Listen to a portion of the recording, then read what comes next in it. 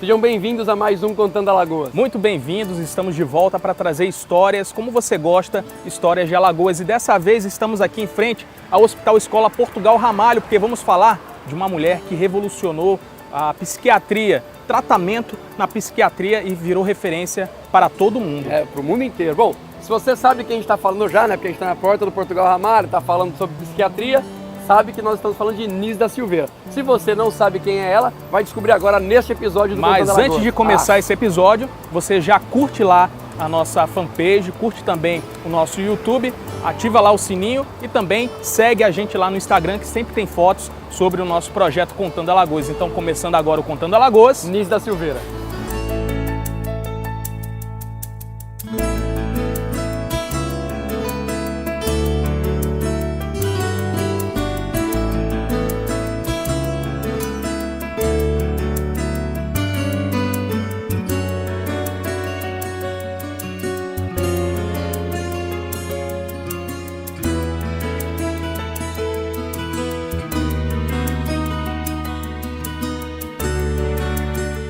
Nise da Silveira nasceu em Maceió no dia 15 de fevereiro de 1905. Ela é filha única de Faustino Magalhães da Silveira, que era professor, e Maria Lídia da Silveira, que era pianista. Ela teve uma infância basicamente normal aqui em Maceió, morou muito tempo em Bebedouro e estudou em colégios tradicionais em Maceió, como o Santíssimo Sacramento. Exatamente. A Nise, ela foi estudar medicina na Bahia. Inclusive, na época, ela não tinha idade para ingressar, para fazer o vestibular. E os pais dela mudaram o documento dela.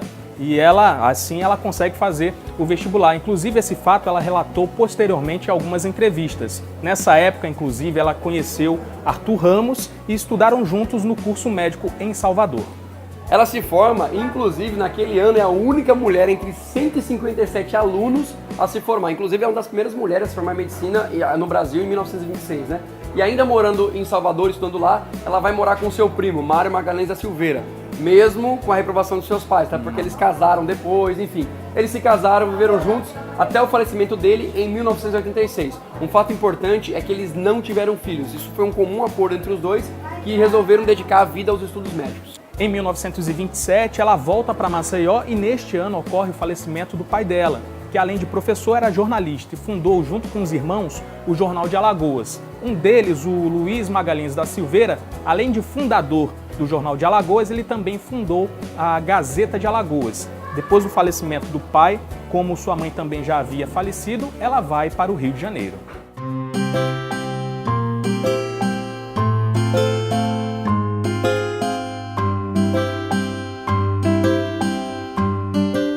Em 1933, já terminando a sua especialização em psiquiatria, ela vai estagiar numa renomada clínica neurológica chamada Antônio Austragésilo. Nesse mesmo ano, ela passa num concurso e começa a trabalhar no Serviço de Assistência a Psicopatas e Profilaxia Mental Praia Vermelha, conhecido depois como Hospital Pedro II e hoje lá no Rio de Janeiro é conhecido como Hospital Pinel. E é neste hospital que Nise muda a história da psiquiatria mundial. Ali ela começa a se inquietar pela forma que os pacientes são tratados, porém não consegue avançar muito com suas intenções de mudanças, porque em 1936, denunciada por ter livros comunistas em seu escritório, Nise é presa pela polícia de Getúlio, suspeita de ligação com o Partido Comunista Brasileiro, o PCB.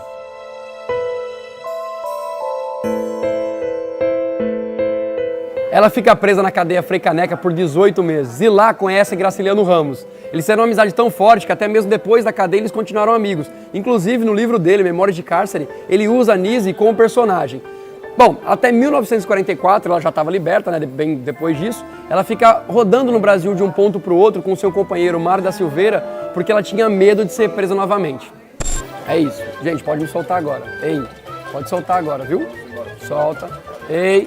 Como sempre estudiosa, passou esse período incerto lendo, estudando e mergulhou na literatura de Spinoza, um racionalista e filósofo holandês, e ela aprofundou tanto no estudo sobre ele que escreveu posteriormente um livro chamado Cartas a Spinoza. E neste 1944 ela volta a ser integrada ao serviço público no Rio de Janeiro, no Hospital Psiquiátrico Nacional Pedro II, em Engenho de Dentro. E dessa vez ela consegue trabalhar para modificar tudo aquilo que a incomodava no tratamento das pessoas tidas como loucas.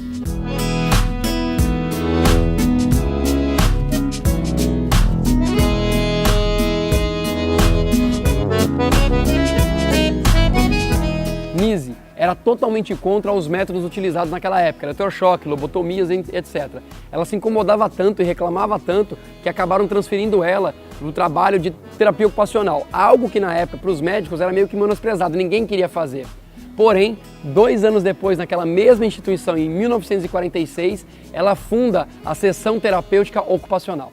O que basicamente mudou por ali é que, ao invés das tarefas ocupacionais que eram atribuídas aos pacientes, como a limpeza, a manutenção, ela criou ateliês de pintura e modelagem, tentando, através da expressão da liberdade criativa, reatar uma ligação entre os pacientes com a realidade. E você quer saber se deu certo? Deu muito certo. Tanto é que em 1952 é fundado o Museu do Inconsciente, para a exposição e a preservação das obras criadas pelos pacientes em tratamento.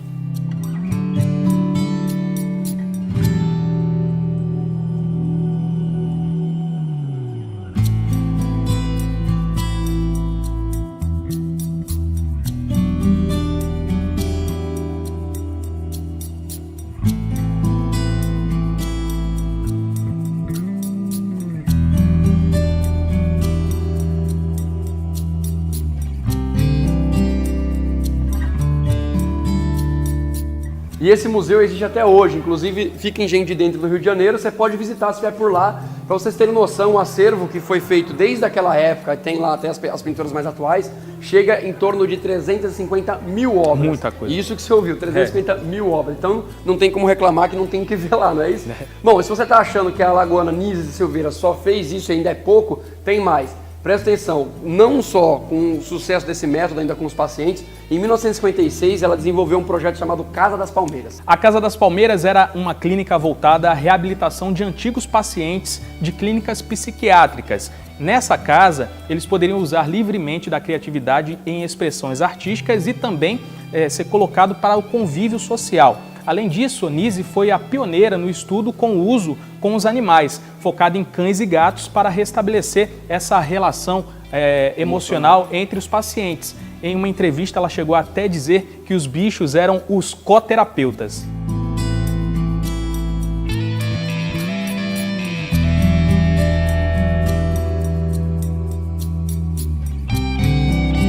Ela até lançou um livro sobre essa relação com os bichos, chamado Gatos, a Emoção de Lidar. Nise também ela foi pioneira em psicologia junguiana no Brasil. Carl Jung é um psiquiatra e psicoterapeuta suíço, né, que fundou a psicologia analítica. Foi ele que criou esse método aí. Nise conheceu Jung pessoalmente, que não só incentivou, como deixou a assessora dele como uma mentora para Nise. E ela ficou viajando muito para Zurique. Pois é, e nessas idas e vindas a Zurique, enquanto trabalhava fortemente para difundir a sua forma de pensar o tratamento psiquiátrico no mundo, Nise fundou o grupo de estudo chamado Carl Jung. E nessa época escreve o seu primeiro livro, intitulado Jung, a Vida e Obra.